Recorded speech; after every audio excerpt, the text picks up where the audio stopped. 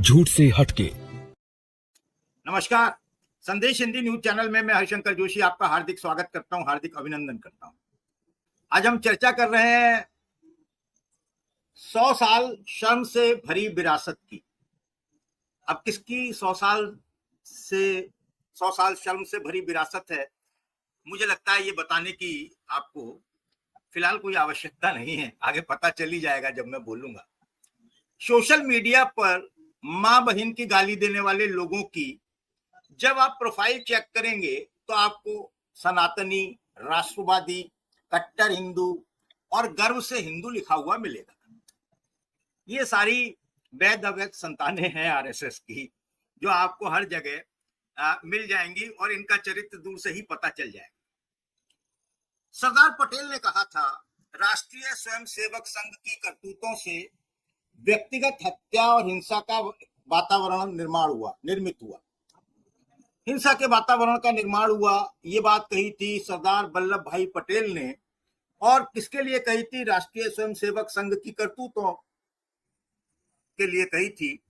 और गांधी जी की हत्या के बाद उन्होंने कहा कि यही लिखा था उन्होंने, और कहा कि इसी के कारण गांधी जी की हत्या हुई।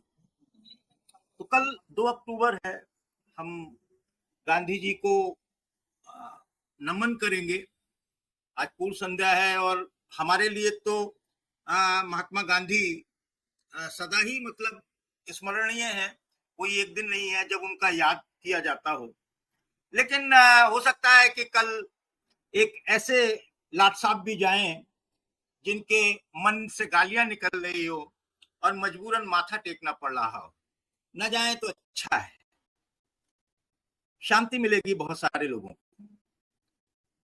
बाबा साहब भीमराव अंबेडकर ने लिखा था, आरएसएस एक जहरीला पेड़ है। आज यही राष्ट्रीय स्वयंसेवक संघ अपने 100 साल का जश्न मना रहा है, 100 साल जश्न मना रहा है। पीएम मोदी ने 100 रुपए का सिक्का जारी किया है जिस पर स्वयंसेवक और भारत माता टंकित हैं। गांधी जी नहीं है उस सिक्के में, गायब है। इसलिए बेहतर होगा कि पीएम साहब आप मत जाइए। बहुत दुख होगा जो महात्मा गांधी के अनुयायी हैं, जब आप फूल चढ़ाते हैं तो बहुत दुख होता है आपको उनकी समाधि पर फूल चढ़ाते हुए देखकर। सरकारी धन और सत्ता के सहारे इस 100 साला जश्न को और राष्ट्रीय स्वयंसेवक संघ को महिमा मंडित किया जा रहा है। पर आरएसएस के काले करतूतों की कहानी किसी मसालेदार फिल्म से कम नहीं है। आजादी की लड़ाई में ये ब्रिटिशों के पक्के दोस्त बने, तलवे चाटते थे, जूते चाटते थे, भारत छोड़ो आंदोलन को ठेंगा दिखाया, सदा मुखबिरी की। और 1948 में गांधी जी की हत्या के बाद इनके पूर्व स्वयंसेवक नाथूराम गोडसे ने तूफान मचा दिया। नतीजा, पहला प्रतिबंध लगा। बाबरी मस्जिद विध्वंस आपको याद होगा, गुजरात दंगे आपको याद होंगे। समय समय पर इनका नाम जाने कितने दंगों में, कितने विध्वंसों में, कहां कहां इनकी संलिप्तता की चर्चा होती रही है। ये बात अलग है कि ये राष्ट्रवाद के नाम पर, समाज सेवा के नाम पर, और कहते हैं पीएम कि ये एक एनजीओ है जो 100 साल की सेवा का उसका अद्भुत इतिहास है, बड़ा इतिहास है। साहब बताइए आप इस इतिहास को चैट बॉक्स में लिखकर, कैसा इतिहास है? संविधान और तिरंगे को नकार कर भगवा ध्वज को थोपने की जिद, दलित मुस्लिम महिलाओं के खिलाफ भेदभाव के आरोप, ये सब इनकी हिंदू राष्ट्र की स्क्रिप्ट का हिस्सा है। आज हम इसी पर चर्चा करेंगे और हमारे साथ कुछ खास मेहमान जुड़े हुए हैं, मैं आपका उनसे परिचय करा देता हूं। मेरे साथ में जागृति राही जी हैं, मैं उनका हार्दिक स्वागत करता हूं। पॉलिटिकल एक्टिविस्ट भी हैं और एनालिस्ट भी हैं, राजनीतिक विश्लेषक भी हैं, मैं उनका हार्दिक स्वागत करता हूं। मेरे साथ में डॉक्टर रवि यादव जी जुड़े हुए हैं और मैं उनका हार्दिक अभिनंदन करता हूं। डॉक्टर रवि यादव आज किसी परिचय का मोहताज नहीं है, सब लोग उन्हें पहचानते हैं, जानते हैं, जो भी मतलब यूट्यूब यूट्यूबर्स को पहचानते हैं, वो रवि यादव जी को जरूर पहचानते हैं। डॉक्टर सलीम खान, मैं आपका हार्दिक स्वागत करता हूं। आप मतलब 3 दिन से लगातार अपने व्यस्त कार्यक्रमों को किनारे कर मेरे साथ जुड़ रहे हैं, यह आपका हार्दिक स्वागत है। और देखिए, मैं सबसे पहले आना चाहूंगा जागृति राही जी के पास, क्योंकि जागृति जी को थोड़ा जल्दी है, लेकिन हमारे साथ रुकी रहेंगी। ये ऐसा नहीं है कि मैं बुला रहा हूं तो इसके बाद एकदम चली जाएंगी, ऐसा नहीं है। और जाना तो सलीम साहब को भी है, और जाना तो इस दुनिया से सबको है। कोई 75 साल पूरा होने पर नहीं जाएगा, वो सोचेगा कि मैं 75 साल 100 साल का होकर जाऊंगा, लेकिन नियति तो नियति है, पता नहीं जाएगा। हर आदमी अपने काम से जाएगा, मनोरंजन के लिए जाएगा और जाएगा। नहीं जी, 100 साल का जज सिक्का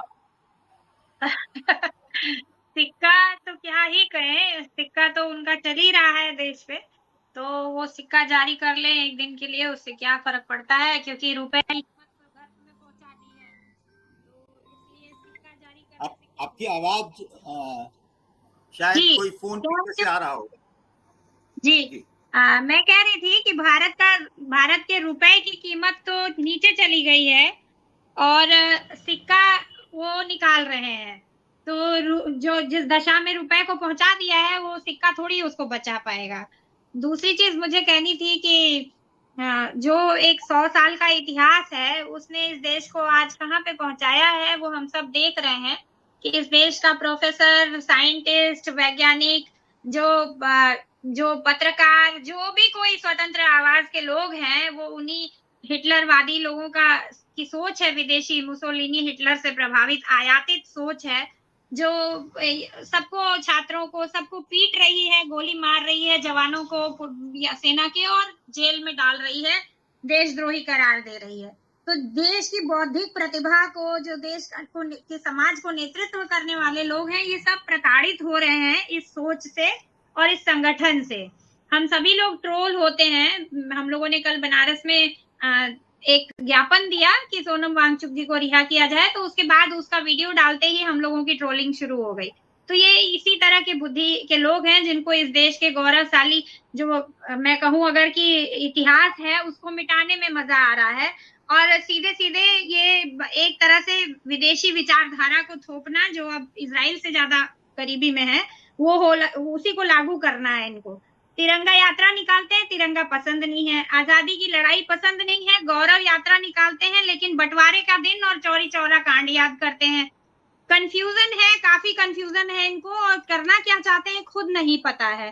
गांधी की हत्या की 5 बार कोशिशें की इन्होंने, और जब उन्होंने हरिजन यात्रा निकाली, दलितों को मंदिर प्रवेश और पानी पे अधिकार की यात्राएं निकालनी शुरू की गांधी ने, अंबेडकर से चर्चा शुरू की, इन्होंने उन पर हमला शुरू कर दिया, उनकी हत्या करने की साजिश की, और अंततः उनको हत्या उनकी कर ही डाली 30 जनवरी को। अब 2 अक्टूबर को वो फूल चढ़ाने जाएंगे और 30 जनवरी को गोडसे की जय जयकार करेंगे। तो इनकी बुनियाद जो है और इनका जो सोच है और इनका पूरा संगठन है, वो कंट्राडिक्शन से भरा हुआ है। जो कहेंगे वो करेंगे नहीं, जो करेंगे वो कहेंगे नहीं। तो इस तरह की जो मतलब एक दुर्भाग्यपूर्ण है कि कितना बड़ा संगठन जो अपने आप को भारत माता, देशभक्ति, राष्ट्रवाद, सेवा, सब कुछ का दावा करता है, गौरव की बात करता है, हिंदू राष्ट्र की बात करता है, वो हिंदू धर्म के उल्टा व्यवहार करता है, हिंदू धर्म के प्रतीकों का गलत इस्तेमाल करता है, उसके साथ व्यापार करता है और धार्मिक संस्थाओं के ऊपर कब्जा करता है। और इतना ही नहीं, आप देखेंगे कि इनका जो कॉपी पेस्ट है यही नहीं रुकता है। वो गो रक्षा का आंदोलन हो, ग्राम स्वराज हो, स्वदेशी हो, सब कुछ गांधी के लोगों से, सर्वोदय से कॉपी पेस्ट किया और उसकी आत्मा निकाल दी। खादी की बात करेंगे, खादी संस्थाओं पे हमला करेंगे, खादी को बर्बाद करेंगे और कहेंगे कि खादी की बिक्री हम बढ़ा रहे हैं, मोदी जी बढ़ा रहे हैं। तो ये कंट्राडिक्शंस इनके समझने की जरूरत है हम लोगों को। कल से हमारी बनारस से राजघाट से एक यात्रा शुरू हो रही है 2 अक्टूबर को, गांधी जयंती से। सुबह से पुलिस परेशान की हुई है कि 2 अक्टूबर के दिन आप परमिशन के बिना नहीं निकल सकते हैं। किस जगह से हम राजघाट से शुरू कर रहे हैं? वो जगह जो साधना केंद्र कही जाती थी, जिसे विनोबा ने, जयप्रकाश जी ने, जो दोनों भारत रत्न थे, उन्होंने बनाया था, उस संस्था सर्व सेवा संघ के परिसर को इन्होंने 2 साल पहले विध्वंस किया, उसका बाकायदे बुलडोजर से खत्म किया और उस पर कब्जा किया गांधी विद्या संस्थान पर, सर्व सेवा संघ के साधना केंद्र परिसर पर। और कब्जा करने के बाद अब वो कहते ये हैं कि नहीं, हमने तो रेलवे की जमीन थी, आपने जबरदस्ती ले रखा था। मैंने लाल बहादुर शास्त्री, जगजीवन राम, विनोबा, जेपी, ऐसे लोगों ने जो जमीन लेकर के और बनाई संस्था, वो फर्जी लोग थे। ये सच्चे लोग हैं, ये इनकी जो नैरेटिव है वो सच्ची है। हम लोग कल राजघाट से दिल्ली के राजघाट तक 26 नवंबर तक पैदल चलने वाले हैं। चलने देंगे कि नहीं देंगे ये देखते हैं कल क्या होता है। लेकिन हम इस प्रोग्राम के माध्यम से बताना चाह रहे हैं कि जो गांधी का विचार है, जो संविधान है, जो लोकतंत्र है, जिस पर आज खतरा है, उस सारी चीजों को लेकर के, इन सवालों को लेकर हम जनता के बीच जा रहे हैं, तब जबकि हमारे घरों पे भी बुलडोजर चलाया गया है। तो आप गांधी को नमन भी करेंगे, दुनिया में जा जा करके गांधी की मूर्तियों पे फूल भी चढ़ाएंगे, और फिर गांधी की संस्थाओं को बुलडोज भी करेंगे। बनारस की ये कहानी मैं बता रही हूँ, जहाँ के सांसद स्वयं प्रधानमंत्री मोदी हैं। तो यहाँ तक स्थितियां हैं इनकी विचारधारा के, जो कंट्राडिक्शंस है उसको पूरा देश भुगत रहा है, और कथनी और करनी का अंतर जो है इनका, वो सब लोग देख रहे हैं। तो हम लोगों को ये समझना चाहिए। ये बात करेंगे गांधीयन समाजवाद, इनके पेट से जो एक निकला है जो पॉलिटिकल पार्टी, वो गांधीयन समाजवाद कभी कहा करती थी कि उसका टैगलाइन है, उसका मिशन वाक्य है। आज वो क्या हो गया है, वो गांधीयन समाजवाद नहीं हो गया, सांप्रदायिकता हो गई है उसकी टैगलाइन अपने आप में। तो ये जो नफरत की राजनीति करनी है, वो सब कहाँ से निकलती है? वो हिटलर की सोच से निकलती है। वो गोलवलकर और गोडसे और सावरकर और इस तरह के जो इनके नायक हैं, उन लोगों की सोच से निकलती है। तो जिनके नायकों में जहां जो जो बनाने वाले लोग हैं, श्यामा प्रसाद मुखर्जी हो या जितने लोग हैं, इन लोगों की खुद की सोच में प्रॉब्लम है। इनको लगता है कि भारत में सभी धर्मों के लोग एक साथ नहीं रह सकते, भारत की विविधता इनको नहीं चाहिए, इनको एक रंग, एक वोट, एक धर्म, एक जाति, एक तरह के लोग चाहिए सब कुछ, और एक ही झंडे से डंडे से हाँकना चाहिए। तो मुझे तो यही लगता है कि सबसे पहले किसी के पास, मतलब ये एक प्रोजेक्ट हम लोगों को चलाने की जरूरत है कि आरएसएस के लोगों को एक साथ बैठा के उनकी शाखाएं लगाने की जरूरत है। जितने जितने स्वयं सेवक है, इनकी शाखाएं इनके लिए अलग से लगाई जाए, और इनका दिमाग का थोड़ा जो है शुद्धिकरण किया जाए। बहुत ही मतलब कमजोर हिसाब किताब है, दिमागी हालत है इनकी। पढ़ाई लिखाई तो बिल्कुल भी नहीं है, ज्यादातर गलत बातें पढ़ा पढ़ा के, जितने इनके जो स्कूल चलते हैं जहाँ पे ये खुद या तो टीचर हैं या बच्चे जिनको भी सिखाते हैं, गलत बातें सिखाते हैं। तो ये सारी चीजें हैं। अब मेरी तो उनसे भी अगर सुन रहे हैं, देख रहे हैं, तो अपील है कि भैया सुधरो, पढ़ा लिखा करो, थोड़ा इंटेलेक्चुअल प्रॉपर्टी बहुत है हिंदुस्तान के पास, ज्ञान अर्जित करो, सही ज्ञान अर्जित करो। वो जो रटाया जाता है और पैर पटक पटक के जो सिखाया जाता है, वो ज्यादातर गड़बड़ है, और उसका दुनिया भर में उसकी वजह से हिंदुस्तान की फजीहत करा रहे हैं। आप देख रहे हैं कि पूरे देश दुनिया में जो है आप अकेले पड़ते जा रहे हैं। अभी होश में आ जाइए, कोई फायदा नहीं है। मैं नहीं मानती कि ये सारे के सारे जितने स्वयंसेवक हैं सबके सब गलत लोग हैं या सारे के सारे वो हैं, लेकिन भ्रमित लोग हैं। और बड़ा तकलीफ होती है मुझे देख के कि इतनी बड़ी जनसंख्या भ्रम में जीती है, झूठ में जीती है, और झूठ ही फैलाती रहती है। तो इसीलिए मुझे सहानुभूति होती है, मैं गांधीयन हूँ इसलिए मुझे सहानुभूति होती है इन लोगों के विमर्श पे और इनकी सोच पे। संवाद की जरूरत है इन लोगों को, इसीलिए तुषार गांधी जी भी यात्रा गांधी जी के पोते निकाल रहे हैं। उन्होंने इनका जो गढ़ है नागपुर, वहां से शुरू की है सेवाग्राम की यात्रा। तो इनको जानना चाहिए, गांधी को पढ़ना चाहिए, और इस देश की विरासत को और इसकी विविधता को समझना चाहिए, और डरना कम चाहिए। जो डर पे इनकी सोच टिकी हुई है, ये डरना बंद करें। ये मुसलमान से डरते हैं, ये घुसपैठिए से डरते हैं, ये बांग्लादेशी से डरते हैं, ये अमेरिका से डरते हैं, ये चीन से डरते हैं, ये पड़ोसियों से सबसे डरते हैं, इतना डरते हैं, ये ट्रंप से डरते हैं। तो ये डर पे टिकी हुई पूरी पूरी फिलॉसफी है, झूठ पे और नफरत पे टिकी फिलॉसफी है। इसको बदलना चाहिए। हिंदुस्तान की ये फिलॉसफी नहीं है, कभी भी न हो सकती है। धन्यवाद जी। देखिए, आपने कहा कि ज्ञान अर्जित करना चाहिए, तो आपको बता दूं, ये तय हो गया है कि अब दिल्ली में तो ये लगभग दिल्ली में तो ये फरमान आ गया है कि पाठ्यक्रम में, दिल्ली स्कूलों के पाठ्यक्रम में राष्ट्रीय स्वयंसेवक संघ के कीर्तिमानों को, उसके यशोगाथा को, उसके कार्यों को पढ़ाया जाएगा, पाठ्यक्रम में शामिल किया जाएगा। तो देखिए, ज्ञान अर्जन तो शुरू हो गया है, ज्ञान अर्जन कराना की पहल मतलब शुरू हो गई है। और इसके साथ ही आपने कहा कि मैं गांधीयन हूँ। देखिए, आपने कहा गांधीयन है, और मैंने एक कार्टून लगाया है, आपने देखा होगा, मैंने आपको भेजा भी था कि गांधी रावण का जो कार्टून बनाया गया है उसमें गांधी मुख सिर है और बाकी के सिर किस किस के हैं आप सभी जानते हैं। रवि जी इसको डिस्क्राइब करेंगे, लेकिन मैं सलीम साहब के पास आऊंगा। महात्मा गांधी, देखिए, उनकी विचारधारा ये थी कि दशहरा केवल रावण के नाश का दिन नहीं है, ये हमारे भीतर की बुराई, अहंकार और हिंसा पर सत्य और अहिंसा की जीत का प्रतीक है। तो आप सबको दशहरे की मैं शुभकामनाएं दूं डॉक्टर सलीम को बुलाने से पहले, और प्रार्थना करूं ईश्वर से कि हमारे भीतर की जो बुराई है, अहंकार है, और जो हमारे भीतर हिंसक सोच भी यदि है तो वो उसका नाश हो और सत्य की, अहिंसा की ये जीत हो। सत्य और अहिंसा की जीत ही राम की जीत है। और सर आप कुछ कह रहे हैं? आप ही के पास आ रहा हूं सर, आप ही के पास आ रहा हूं, मैं आ गया जी। आप क्या कह रहे थे सर? असल में जागृति बहन ने तो सब कुछ बता दिया और उनकी सारी बातों से मैं सहमत हूँ, सिवाय एक दो के। एक तो उन्होंने कहा कि इनको पता नहीं है कि ये क्या करना चाहते हैं, इनको अच्छी तरह पता है कि ये क्या करना चाहते हैं, और ये जो कुछ भी मजबूरी से करते हैं, जिनका कि उन्होंने जिक्र किया, वो असल में उनकी हाइपोक्रेसी है और वो उनकी मजबूरी है। तो बहरहाल जब तक वो मजबूरी रहेगी वो करते रहेंगे, जब वो मजबूरी दूर होगी तो उसको छोड़ देंगे। देखिए, बीजेपी जो कुछ कर रही है जिसका आम तौर से जिक्र होता है, आरएसएस जो कुछ कर रहा है जिसका आम तौर से जिक्र होता है, वो मैं समझता हूं कि हाथी के दांत है, जिससे वो लोग जो है वो अपने वोटर्स को और अपने भक्तों को जो है वो, और आम लोगों को जो कि मैच्योर नहीं है आइडियोलॉजिकली, बौद्धिक स्तर जिनका बहुत कम है, उनको वर्गलाते हैं, और वो है हिंदू मुसलमान वगैरह वगैरह। असल गेम ये है कि इन्होंने एक ऐसे मुल्क को, एक ऐसे देश को जो कि एक वेलफेयर स्टेट बनने की कोशिश में था और बहुत हद तक बन गया था। सर एक यानी चीज में यहाँ ग्लोबलाइजेशन से पहले की बात भी करें और ग्लोबलाइजेशन के बाद भी मनमोहन सिंह ये कहते थे कि जो है इसका एक ह्यूमन फेस होना चाहिए।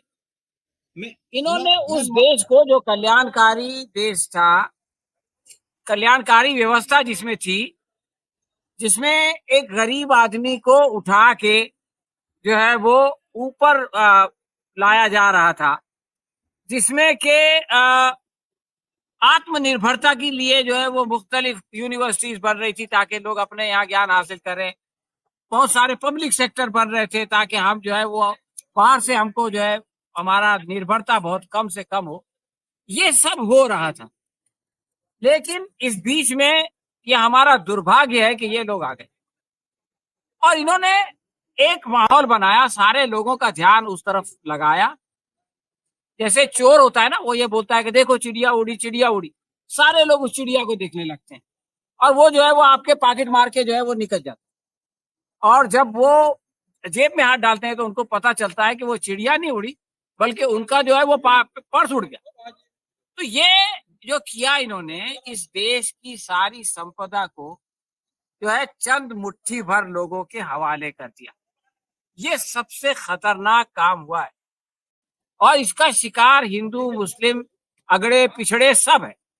हम लोग हर चीज को कंपार्टमेंट में बात करते हैं, मुसलमानों के साथ ये हो गया, पिछड़ों के साथ ये हो गया। सही है, इसमें किसी के साथ भी अन्याय हो तो उसके बारे में बातचीत करनी चाहिए, लेकिन इनका जो सबसे बड़ा जो अत्याचार है ना, उसका शिकार सब है। अब देखिए, पेपर के लिए लोग फॉर्म भरते हैं, ये लोग पैसे ले लेते हैं।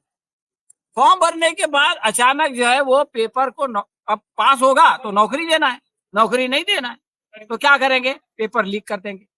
पेपर लीक कर देंगे, अब वो बच्चा अपना सर पीटेगा कि यार मेरी तकदीर खराब है, पेपर लीक हो गया। उसको बोलते हैं फिर तैयारी कर, फिर फीस भर, नौकरी देना है नहीं। तो ये जो मसला है कि आपने जो है वो ट्राइबल्स की जमीनों को जो है वो लोगों को दे दिया, आपने जो है वो सारा जीएसटी, आपको हैरत होगी दुनिया में कहीं ऐसा नहीं है कि आम लोगों से मिलने वाला टैक्स ज्यादा है और ये अमीर कबीर लोगों से मिलने वाला टैक्स कम है। दुनिया का उसूल ये है कि अमीर कबीर लोगों से टैक्स लो और गरीबों पे खर्च करो। यहाँ पे उल्टा होता है, कॉर्पोरेट कम टैक्स देता है, आम आदमी ज्यादा टैक्स देता है और सरकार की कृपा जो है वो कॉर्पोरेट पे होती है, आम आदमी पे नहीं होती। जिससे आप पैसा लेते हैं उसको कुछ नहीं देते।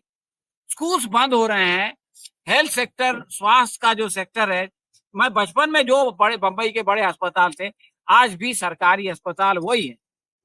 जो अस्पताल बड़े हैं वो प्राइवेट अस्पताल बड़े हैं, उनके अंदर वही आदमी अपना इलाज करा सकता है जिसका इंश्योरेंस है या जिसके पास बहुत पैसा है। आम आदमी नहीं करा सकता। जैसे हम लोग चले जाते थे, सीधा चिट्ठी निकाल लेते थे और जाके डॉक्टर के सामने बैठ जाते थे। अब वो पहले बोलता आधार कार्ड लाओ, ये लाओ, वो लाओ। और जोशी साहब, आपको पता नहीं इसका तजर्बा है या नहीं सरकारी अस्पताल में जाने का।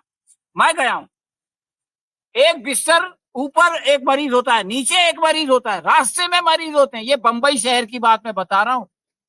बंबई शहर के वो अस्पताल जहां से के लोग मेडिकल सीख रहे हैं, पढ़ रहे हैं, वहां का ये हाल है। बदली यानी एक नीचे वाला नीचे जाता है तो नीचे वाला ऊपर आता है। यानी ये सूरत हाल है। और इसके अलावा जिसके पास धन संसाधन है उसको आप अस्पताल में ले जाएं, वो अगर बीमार नहीं है तो भी आईसीयू में डाल दिया जाता है और जो है मर जाए तो भी उसको जो है कहा जाता है कि अभी उसकी सांस चल रही है ताकि उसका पैसा बने। तो आप ये देखें कि ये पूरा देश का जो है ना, इन्होंने आप इसकी जड़ को खोखला कर दिया और ये बहुत खतरनाक काम हुआ और बहुत खतरनाक वक्त में हुआ। और जो बाकी चीजें हैं उसका नुकसान के बारे में जागृति राही साहब ने बताया कि सारी दुनिया में हमारी विदेश नीति की वजह से लोग नहीं है। लेकिन अब जो है ये हुआ कि सरकारें, देखिए विदेश नीति की वजह से सरकार हमारे साथ रहती है या नहीं रहती, लेकिन अगर आप अपने लोगों पे जुल्म करें तो आज या कल वहां के लोग आपके खिलाफ हो जाते हैं। यानी आज आप देखेंगे कि गाजा पे जब जुल्म किया इसराइल ने, तो दुनिया भर की वो ममालिक, वो देश जहां के लोग पहले इसराइल को सबसे बड़ी डेमोक्रेसी, सबसे स्मार्ट डेमोक्रेसी, मिडिल ईस्ट में सबसे एक ही डेमोक्रेसी और बहुत कल्चर, संस्कृत, सुसंस्कृत कहते थे, आज वो जो है उनके खिलाफ सड़कों पे उतरे हुए। यही हाल जो है कम इंटेंसिटी के साथ हमारे साथ हो रहा है। आज हमारे खिलाफ जो है वो ऑस्ट्रेलिया में जुलूस निकाले जा रहे हैं, हमारे खिलाफ जो है वो न्यूजीलैंड में जुलूस निकाले जा रहे हैं, कनाडा में जुलूस निकाले जा रहे हैं, अमेरिका में हमारे साथ बुरा सलूक हो रहा है। क्योंकि पहले लोग जो है वो हमको एक अपना आदमी समझते थे। ये लोग आए हैं हमको डेवलप करने के लिए, ये लोग आए हैं जो है इससे हमारा फायदा है, हमारा स्वागत किया जाता था। तो मैं जो बात कह रहा हूँ जोशी साहब कि ये जो कुछ कर रहे हैं, जो जुल्म कर रहे हैं, जो लोगों की आवाज दबा रहे हैं, वो उनकी मजबूरी है, इसलिए कि अगर वो आवाज नहीं दबाएंगे तो उनके पोल खुल जाएंगे। लेकिन इससे बड़ी चीज जो हो रही है, जो बड़ा पिक्चर है, कि आपने जो है पूरे देश को चंद मुट्ठी भर लो। आखिरी एक जुमला मैं और भी कहना चाहता हूँ कि बीजेपी ने, मैं समझता हूँ, जो सबसे ज्यादा नुकसान किया, जो सबसे बड़ा नुकसान किया सत्ता में आने के बाद, वो आरएसएस का नुकसान। देखिए आरएसएस की एक क्रेडिबिलिटी थी, आरएसएस की एक आइडियोलॉजी थी, उससे हम सहमत नहीं थे, उससे हम लड़ते थे, आगे भी लड़ते रहेंगे। लेकिन आज जिस कंफ्यूजन का शिकार है, भागवत साहब के हर स्टेटमेंट का जो है कॉन्ट्राडिक्टरी स्टेटमेंट आपको उनके मुंह से मिलेगा। आज वो लोग जो साइकिल पे आते थे नेकर पहन के, लोगों की शाखा लगाते थे, आज वो बोलेरो में घूमते हैं, आज वो Z+ सिक्योरिटी में चलते हैं, आज वो जो है वो ठेके दिलवाते हैं, आज वो जो है वो सिफारिशें करवाते हैं। तो वो जो कुछ भी था, जैसा भी था, एक कम से कम ऑर्गेनाइजेशनल स्ट्रक्चर, 3 बड़े बड़े टावर खड़े कर दिए। आज इनकी सरकार जाएगी, कल उसके ऊपर इन्वेस्टिगेशन शुरू हो जाएगा। आप सोचिए ये लोग कहाँ मुंह छिपाते फिरेंगे। और इनकी आपस की लड़ाई का हाल ये है कि जो है वो 2 साल से इनको पार्टी प्रेसिडेंट नहीं मिल रहा है। जो ये कहते थे कि we are party with the difference, हम जो है वो, हमारे ऊपर कोई हाई कमांड नहीं होता, हमारे यहाँ नीचे से लोग आते हैं और हमारे यहाँ समय समय पे इलेक्शन होता है। नड्डा साहब क्यों नहीं जाते? उन्होंने वो इलेक्शन में 400 तो छोड़ो, सिंपल मेजोरिटी नहीं ला सके, उनके बदले दूसरा आदमी क्यों नहीं आता है? इनके आपस के इतने झगड़े चल रहे। तो मैं जो कह रहा हूँ जोशी साहब कि जो कुछ जो जुल्म ये कर रहे हैं उसका तो हमको बहरहाल उसकी मुखालिफत करनी चाहिए, उसकी मजम्मत करनी चाहिए और उसके खिलाफ आवाज उठानी चाहिए, उसके खिलाफ अदालत में और सड़कों पे लड़ना चाहिए। इससे मुझको कभी इनकार नहीं है और मैं इसी के लिए ये यात्रा में हूँ। लेकिन जो बड़ा नुकसान हो रहा है उसके ऊपर नैरेटिव नहीं बन रहा है। इस वजह से क्या है कि बहुत सारे लोग जिनका के बज़ाहिर नुकसान नहीं होता है, वो इनको अपना हमदर्द समझते हैं। वो ये समझते हैं कि हमारा भला कर रहे हैं, ये हमको विश्व गुरु बना रहे हैं। तो अगर हम ये जो ब्रॉड पिक्चर लोगों के सामने पेश करेंगे, तो जो लोग इनके झांसे में फंसे हुए हैं, जो लोग इनको अपना एहसानमंद समझते हैं और इनके लिए जो है वो सड़कों पे उतरते हैं, इनके लिए दंगा फसाद करते हैं, इनके लिए कत्ल गारतगिरी करते हैं, इनके लिए जो है वो मासूम लोगों की जानें लेते हैं, और जो लोग जो है वो ये समझते हैं कि ये हमको विश्व गुरु बना देंगे, तो इन लोगों को बताने की जरूरत है कि ये जो विश्व गुरु का आपको पिक्चर दिखाया जा रहा है, इसके पीछे क्या हो रहा है। और जब तक कि आप जो है वो उस पिक्चर को नहीं देखेंगे, तब तक कि आप उस नुकसान का एहसास नहीं कर सकते कि जो आपका अपना हो रहा है, आपके अपने घर में हो रहा है, आपके अपने बच्चों के साथ हो रहा है, आपकी अगली नस्ल के साथ हो रहा है, अगली जनरेशन के साथ हो रहा है। तो मैं ये समझता हूं कि इन बातों के हवाले से भी जो है वो एक नैरेटिव बिल्डिंग होनी चाहिए, और इनसे होने वाला जो आम नुकसान है, जो आम क्षति ये पहुंचा रहे हैं पूरे देश के सारे लोगों को, उसको जो है वो बजाय रिटॉरिक के, इन्होंने ये कर दिया, उन्होंने वो कर दिया, ठीक है वो सब इतिहास का हिस्सा है, वो जो कुछ किया वो गया, वो जमाना चला गया, न माफिया मांगी है, ये किया वो किया। मैं भी कभी कभी जोश में आके बोलता हूँ। सवाल ये कि अभी हमको नई नस्ल को ये बताना पड़ेगा कि अब ये क्या कर रहे हैं, और ये बताना पड़ेगा कि ये जो कुछ आज कर रहे हैं कल इसका क्या परिणाम होगा। अगर हम ये बताने में कामयाब हुए, यानी हम जो है वो भूतकाल के बजाय अभी प्रेजेंट में और प्रेजेंट से फ्यूचर में अगर हम ये कर सके और बगैर जोश में आए, और क्योंकि जोश में हम आते हैं वो लोग भाग जाते हैं, हमारी बात नहीं सुनते, तो हमको जो है बात करने का थोड़ा सलीका सीखना पड़ेगा, ठंडे दिमाग से जो है वो लॉजिकली जो है वो बात करना पड़ेगा, समझाना पड़ेगा। जो बात कह रही थी ना, हम उनकी स्कूलों में जाके, शिशु मंदिर में जाके जागृति बहन लोगों को नहीं समझा सकते। हमारे पास ये सोशल मीडिया है, जोशी साहब का चैनल है, इसके जो है वो बहुत सारे देखने वाले हैं, लेकिन हम बात ऐसे करें कि वो हमारी बात सुने। अगर हमारा लबो लहजा ऐसा होगा कि वो एक ही जुमले में जो है वो या तो हमको गालियां देना शुरू कर देगा अपने दिमाग का बटन बंद करके, या हमारा चैनल छोड़ के भाग जाएगा, वो चीजें सुनने लगेगा जो कि उसको गुमराह करने वाली है। तो मैं ये समझता हूँ कि हम उसका भी कुछ भला नहीं कर सकेंगे, देश का भी कोई भला नहीं कर सकेंगे, और अपना भी कोई भला नहीं कर सकेंगे। तो इसमें आत्मचिंतन का एक मौका है, हमको जो है वो इस पे बहुत ठंडे दिमाग से सोचना पड़ेगा, और सही लबो लहजे में उन लोगों तक अपनी बात को पहुंचाना पड़ेगा। तो हम ये समझते हैं कि परिवर्तन आएगा। आखिरी बात यह है कि इनके जो करतूत हैं ये खुद भी लोगों को मजबूर कर रहे हैं, लोगों के अंदर जागृति आ रही है, लोग इनका चेहरा देख रहे हैं, हम लोग बिहार में इसका जो है वो उसके साक्षी हैं। लेकिन मैं समझता हूँ कि इस प्रोसेस को और ज्यादा तेज करने की जरूरत है, और वो तेज करने का काम हम लोगों का है, और हम लोग इसको जितना अच्छी तरह कर सकेंगे उतना जल्दी इनके जरिए से होने वाले नुकसान से अपने लोगों को और अपने देश को बचा सकेंगे। शुक्रिया जोशी साहब। जी शुक्रिया आपका। मैं आपके पास आऊंगा, एक बहुत इंपॉर्टेंट प्रश्न है, वो मैंने छोड़ दिया है क्योंकि मैं बीच में उंगली उठा रहा था, आप मेरी तरफ ध्यान ही नहीं दे रहे थे। आप वही था कि गाय चला जा वाली स्थिति में थे कि बोले अपने मतलब मैं गा रहा हूँ, आपको सुनना ही होगा, आपकी मैं नहीं सुनूंगा। खैर, जिन्हें हम कह नहीं सकते, जिन्हें हम सुन नहीं सकते, आपने जो कहा उसका उस पर एक शेर मुझे याद आया कि जिन्हें हम कह नहीं सकते, जिन्हें तुम सुन नहीं सकते, वही कहने की बातें हैं, वही सुनने की बातें हैं।